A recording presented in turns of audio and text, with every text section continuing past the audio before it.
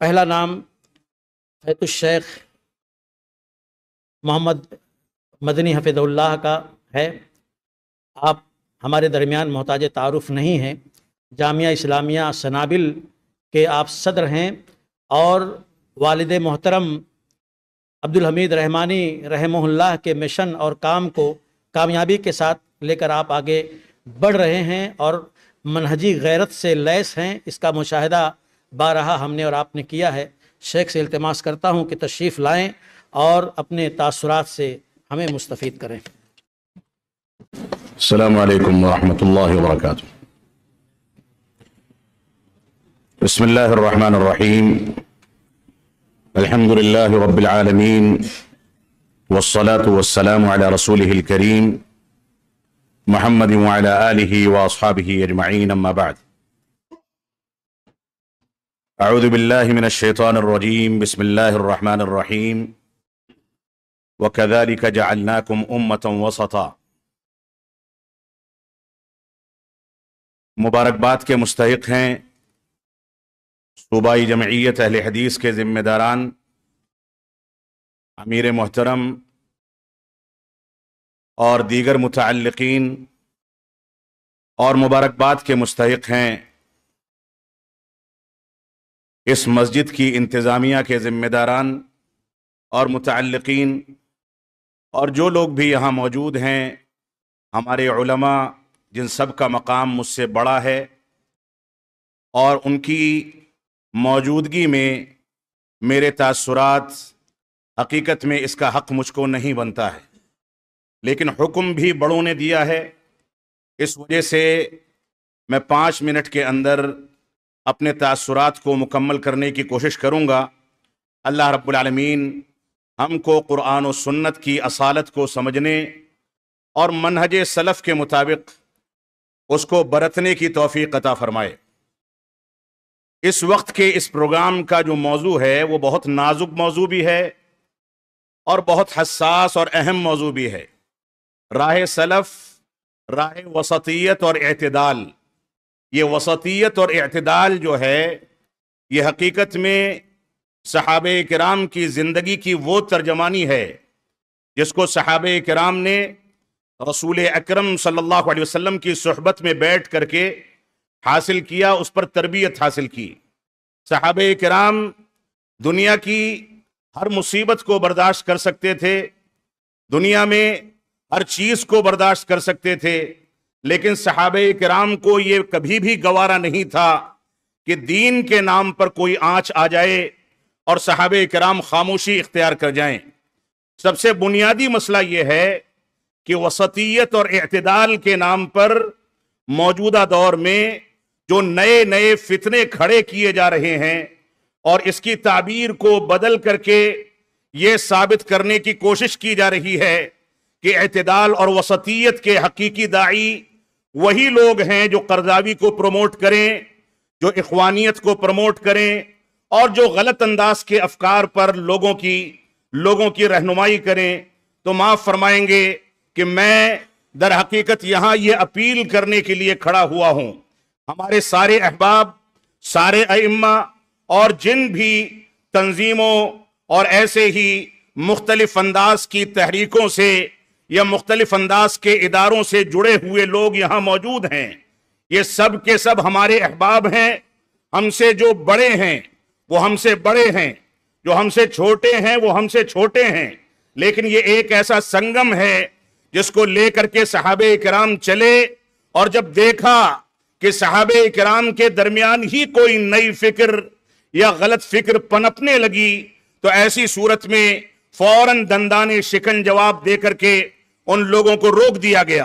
تو وسطیت اور اعتدال کے لیے ہماری یہ ذمہ داری ہے کہ اس کی ترجمانی پیش کرنے میں ہم بنیادی طور سے اسی منہج کو لے کر کے چلیں جو منہج صحابہ کرام نے اختیار کیا تھا۔ یہ اعتدال اور وسطیت اسی حقیقی تصور کے تحت ہونا چاہیے جس تصور کو قرون مفضلہ اور قرن خیر میں صحابہ کرام نے اختیار کیا تھا۔ یہ وسطیت اور اعتدال وہ نہیں ہے جس میں اپنی مرضی اور اپنی رائے کی تائید کر کے لوگ اپنے لحاظ سے دین کی ترجمانی پیش کرتے ہیں، اعتدال اور وسطیت کا وہ تصور ہمارے سامنے ہونا چاہیے کہ جب اپنی رائے پر کوئی بات آئے تو رائے کو متہم کر دیا جائے اور قرآن و سنت اور منہج سلف کی جانب رجوع کر کے ہم وسطیت اور اعتدال کا حقیقی معنی دنیا کے سامنے پیش کریں۔ یہ بڑا المیہ ہے، اور ابھی مقالات کے درمیان ایک بڑی خوبصورت اصطلاح اختیار کی گئی کہ اخوانیت زدہ سلفیت۔ یہ سلفیت کے لیے موجودہ دور میں سب سے خطرناک فتنہ ہے کہ بہت سارے ہمارے احباب جو سلفیت اور سلفیت سے متعلق اداروں سے جڑے ہیں، لیکن وہ سلفیت پر بھی اس طریقے سے قائم نہیں ہو پا رہے ہیں جو اعتدال و وسطیت کا حقیقی مفہوم ہونا چاہیے۔ لہذا میں یہاں پر اپنے ائمہ سے، مساجد کے ذمہ داران سے، علماء سے اور جو لوگ بھی یہاں موجود ہیں، یہ گزارش کرنے کے لیے اور یہ اپیل کرنے کے لیے حاضر ہوا ہوں کہ سلفیت کی ترجمانی کے لیے اپنے اندر غیرت پیدا کریں،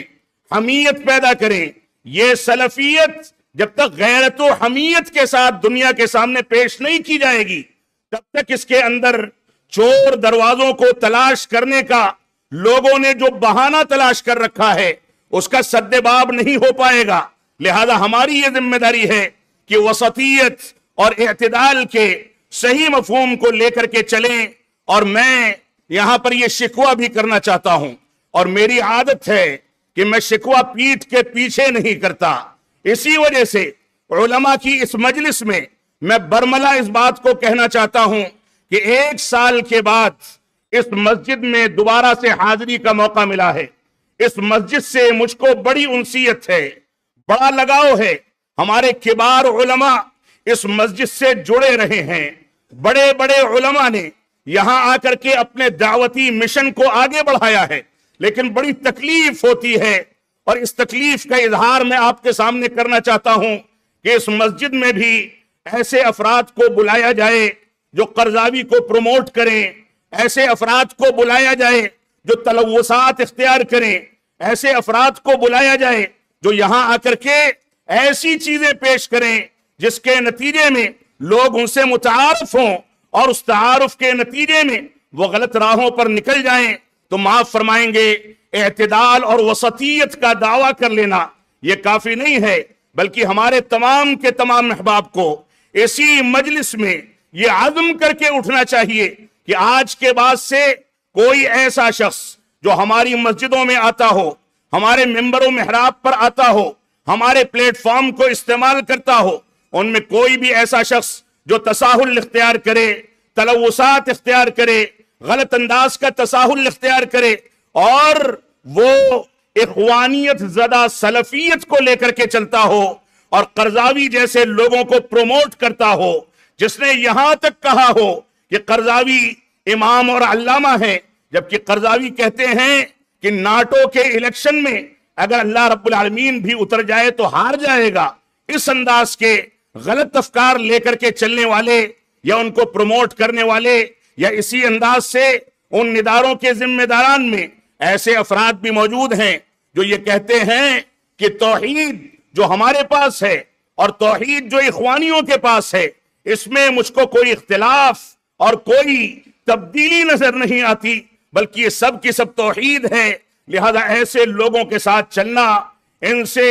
آپس میں تعلقات بنانا، ان کے یہاں ٹھہرنا، ان کے ساتھ اٹھنا بیٹھنا، اس میں کوئی مذائقے کی بات نہیں ہے۔ تو میری تکلیف ہے جس کا اظہار میں نے اپنے بڑوں کے سامنے کیا ہے۔ اگر کوئی عمر میں مجھ سے چھوٹا ہے تو بھی میں اس کو اپنا بڑا تصور کرتا ہوں۔ میں گزارش کرتا ہوں کہ اللہ کے واسطے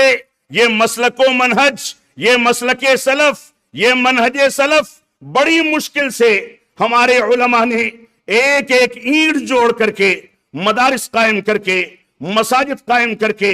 دروس و محاضرات کا اہتمام کر کے، جلسے اور کانفرنسیں کر کے ہمارے اسلاف نے، ہمارے علماء نے بڑی مشکل سے اس کو تحفظ فراہم کیا تھا۔ معاف فرمائیں گے اگر ہم نے اس میں گھسپیٹھیوں کو گھسانا شروع کر دیا تو یہ انصاف کی بات نہیں ہے۔ رب کائنات ہم کو قرآن و سنت کی پیروی کرنے اور منہج سلف کا سپاہی اور محافظ بننے کی توفیق عطا فرمائے۔ وصلی اللہ علی نبینا محمد وعلی آلہ وصحبہ وسلم، والسلام علیکم ورحمۃ اللہ وبرکاتہ۔ جزاکم اللہ خیر۔ میری تقریر طبع یار کو بے چین کرتی ہے، سبب کیا ہے وہی کہتا ہوں جو دل پر گزرتی ہے۔ آپ کا درد تھا، آپ نے اس کا اظہار کر دیا،